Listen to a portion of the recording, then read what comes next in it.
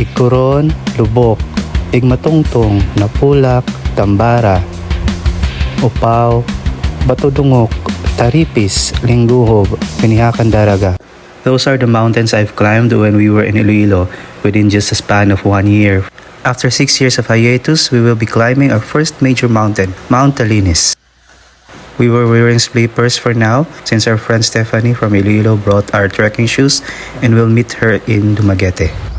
Time check, it's 5:15 a.m. We are now at Siquijor Port. We have a nice weather today. We are going to leave our motorcycle overnight, so we put a cover to protect it from heat. It's Black Saturday. There are a lot of people going to Siquijor and also a lot leaving for Dumaguete and nearby islands. Time check, it's 6:15 a.m. We are now bound to Dumaguete via ocean jet. And just like that, we are now in Dumaguete with the other hikers from Bacolod and Iloilo. After a few minutes, we have arrived at Dauin for our registration. Time check, it's 7:37 in the morning. This hiking event is organized by Gemini Iloilo. You can follow their Facebook page and inquire if you are into mountain hiking and other outdoor adventures. As we were gearing up for a mountain conquest, some of the hikers had their breakfast while some chose to drink coffee and others went for CR break. We are now at our jump-off spot here at Dauin. We are preparing our things for the ascent. We'll change our slippers into trekking shoes.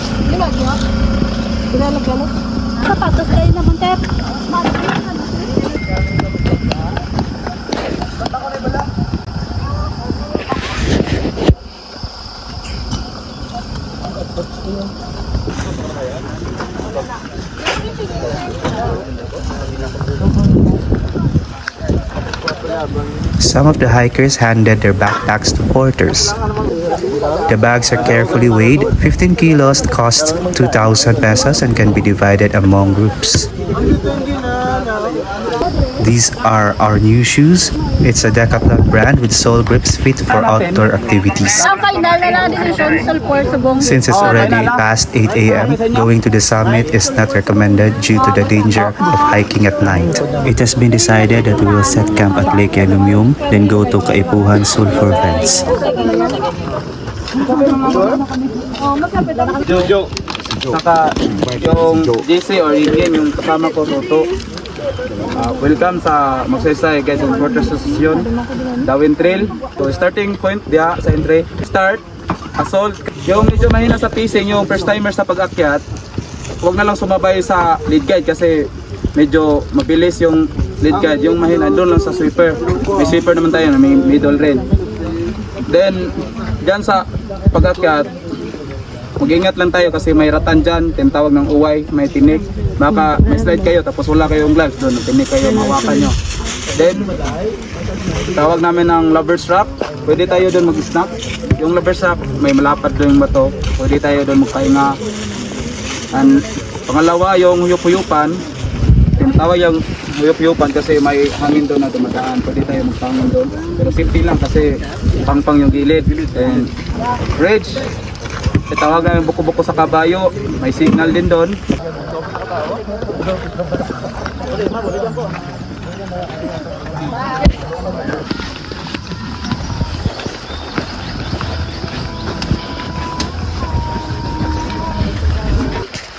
The first few meters of our hike is an open trail.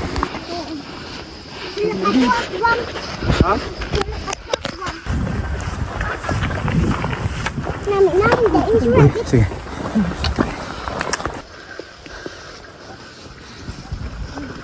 We have one kid in the group, Sean. I think he's around 7 or 8 years old. He's with his father. We just started hiking, but the view here is already nice and comparable to some of the highest spots in Siquijor. Kapay.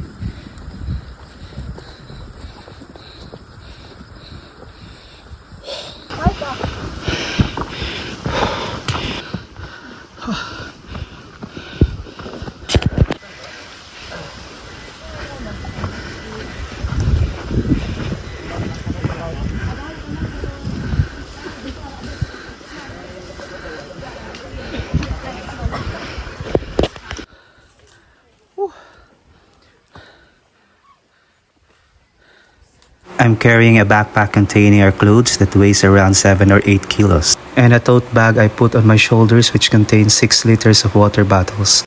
Some were carrying much heavier loads which makes this hike extra tiring. Naman. Kasi babaw. Dasig-dasig siya ba?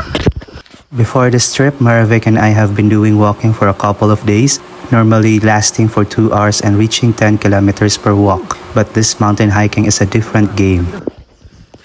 Here, 1 kilometer feels like 5 kilometers, especially if the trail is a continuous assault. With extra weight from backpacks and other things dragging you down, you need to exert more effort in every step.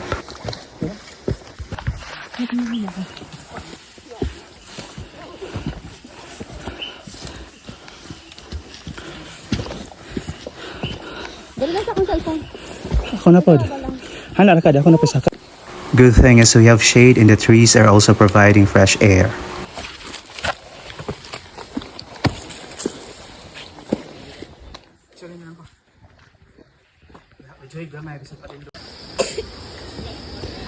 Tawa, masaka. My God. Mura man ni gara climbing ani. Ay!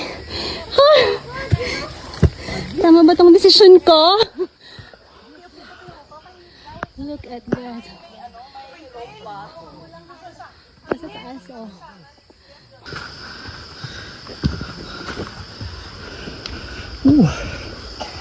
I am actually one of the oldest, if not the oldest in the group at 37. Most of the hikers are in their early 20s and have been active in hiking before this trip.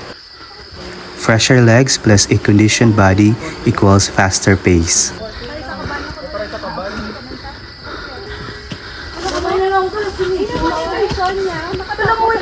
My wife Maravik is much faster than I am since she's been doing squats and lunges the past few days.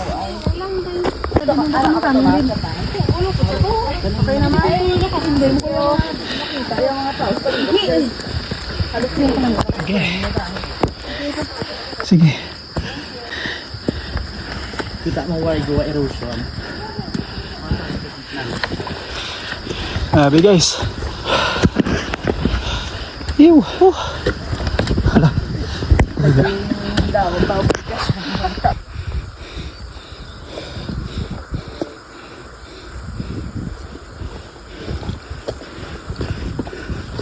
Grabe guys ah. Puro pasaka. Talahib na guys. Talahib.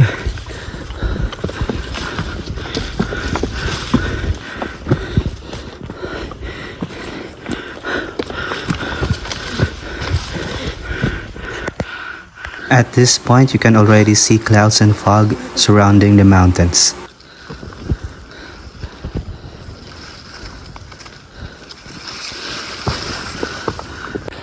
It's very important to bring light snacks when you do mountain hiking. Unlike other mountains we have previously climbed, I do not see any household here apart from the last hut we passed by near the jump-off point.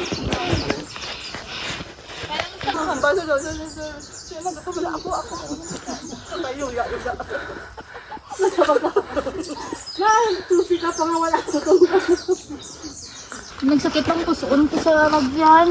May lipong kayo. Di ka mapati sa may kusumalang naman. Bala 2 hours. Tapos isa 1 hour and a half. Ready? Isa 1 hour. Everybody?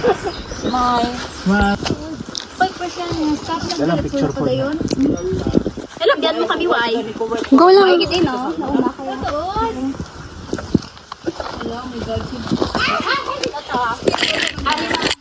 I do not actually like the way I look with the tote bag I am carrying.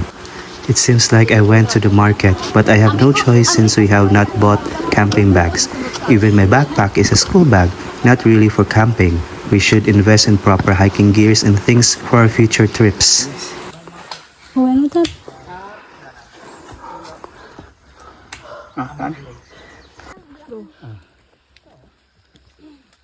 Okay.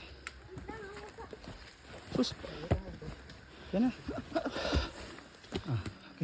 Time check, it's 12:15 p.m. After 3.5 hours, we finally reached Lake Yagumyum, our campsite. There are actually two lakes that serve as campsite for Mount Talinis hike, Lake Yagumyum and Lake Nailig. Lake Yagumyum is at a lower elevation, known for its calm, clear waters that often reflect the surrounding rainforest. Encircled by dense greenery and mossy trees with twisted branches, it creates a peaceful, almost enchanted atmosphere.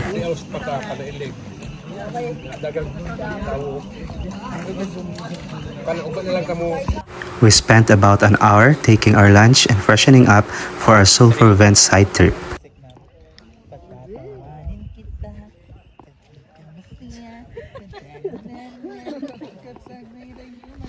Time check, it's 12:45 p.m. Getting ready to go to Kaipuhan Sulfur Vents.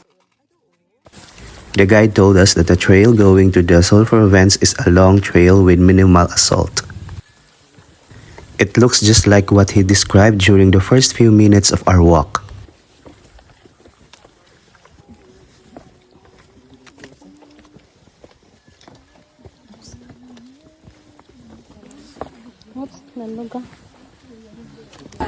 But it turned out to be a scam. Magsaka ni karon ba? Some parts of the trail are so steep and there are no branches or roots to hold onto. The video clips I've shared do not clearly show how steep and dangerous the actual trail is. One hiker even cried and thought of going back to camp. Mountain hiking is indeed tough. It is physically and mentally draining. And if the guide says it's going to be an easy trail, expect the opposite. And almost there means 1 hour. Finally, we have reached Kaipuhan Sulfur Vents. It took us 2 hours and 25 minutes to reach this area. The smell of sulfur is awful. It's like that of a rotten egg. Ang pangabudla yan. Do anapog. Even though Mount Talinis has no recorded historic eruptions, the presence of active vents show there is still heat and magma deep underground.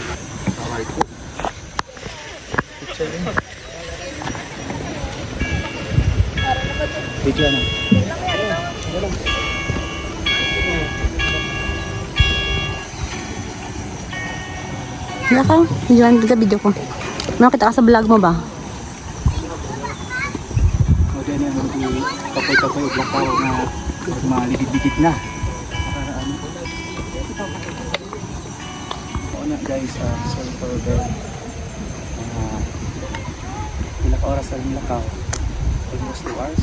1 kapin. 2 hours kapin. Mga 2 hours dagway or 1.5 dagway. Release ito dianan. Na. Ito ang kuan ng gano'n. Adol pa trail. Isang ganito dalan guys. The guide told us that there's a drinking water source 15 minutes from here. We are heading to the said location.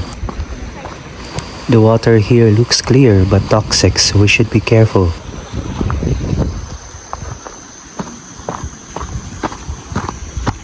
Mura dahil siksapa oh.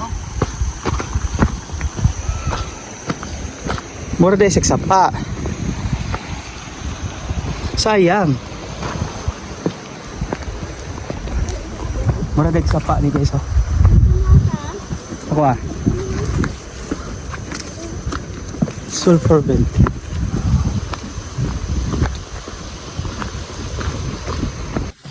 We are walking to fetch some drinking water.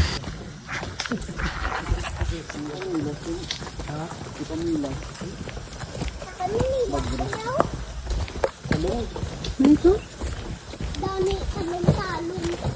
Sakit ka na. Wala.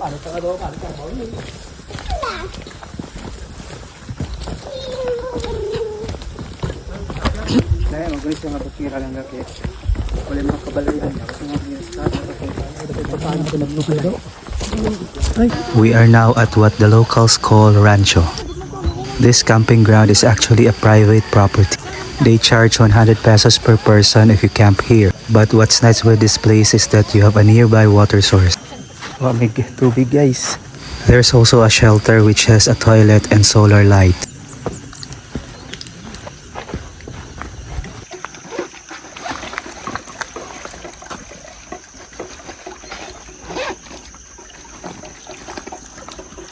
It's ironic that this place is near the sulfur vent, yet water here is safe to drink. But the guide is 100% sure that it is safe. Now back at the Rancho.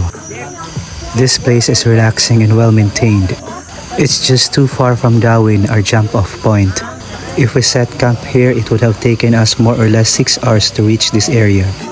The guide told us that those coming from Valencia normally are the ones who choose this as their campsite because it's nearer from their jump-off point.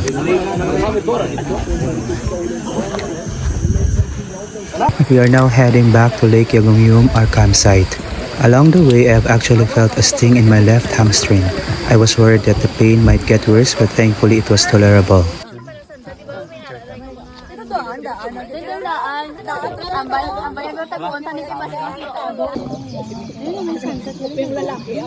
Sunset pa.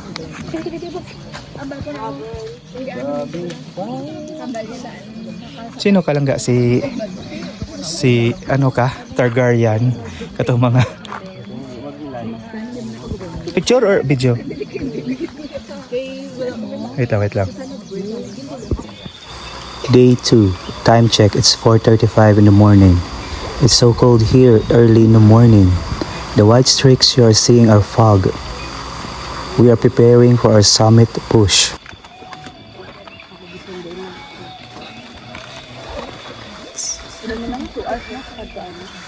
We are packing our breakfast and plan to eat at the summit.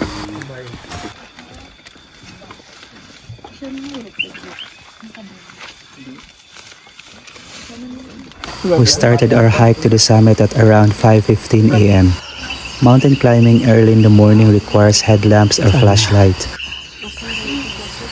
We belong to the last group of hikers because the pain in my hamstring, which I felt yesterday, comes every now and then and significantly slowed me down. Before reaching the summit, we will pass Lake Nailig, the main campsite of Mount Talinis. Lunches. Kapila man yun to. Manyaga. Lunches lang ko na. We are passing through a mossy forest. Then, pulit na ko din si Kihor. Katuwangan na. Pero Large roots are protruding and at times blocking the path. They add an eerie yet enchanting feel to the surrounding. Picture dyan, di ba? Nakikidaw ka namin isang view. Naka-enchanted. We're taking our time capturing photos and videos at a relaxed pace. We're with the sweeper of the group and a local guide. They were kind and patient enough not to force us to hurry and adjust to our pace. We're at the mossy forest, going to the summit of Mount Talinis.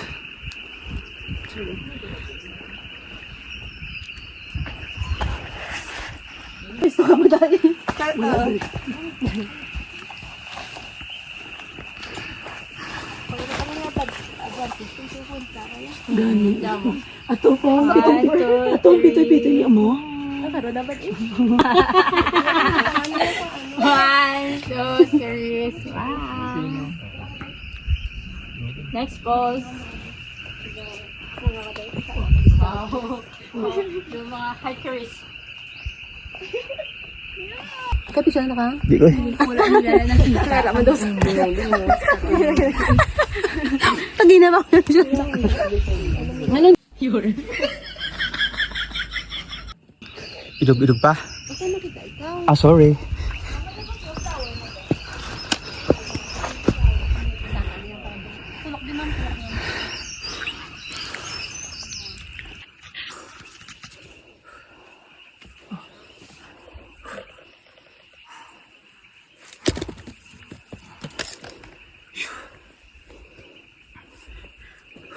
The assault seemed never-ending.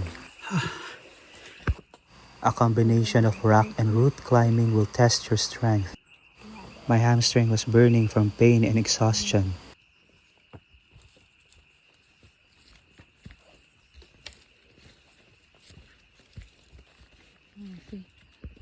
At around 7:30 a.m., we have reached Lake Nailig.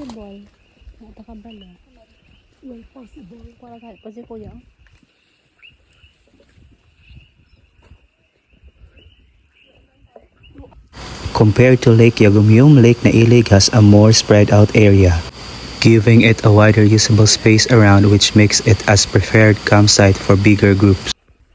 One local guide waited for us here and informed us that the first batch in our group had actually waited for us for about 30 minutes, then decided to head to the summit.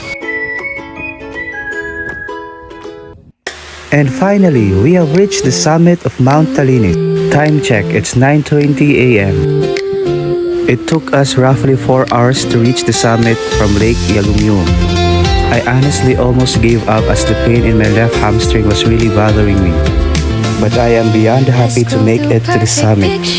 After 6 years, I have finally conquered my 11th mountain and my first major one. I am very thankful to my wife for encouraging me to push through. They mute the stressful sound, making sure no message Why do I climb mountains? can ever be found. I climb because the mountain doesn't ask who I am, it shows me. Every climb is a love letter written in sweat, silence, and sky. Somewhere between earth and clouds, I find my truest self. I climb not to escape life, but to feel it more deeply. Hides the way beneath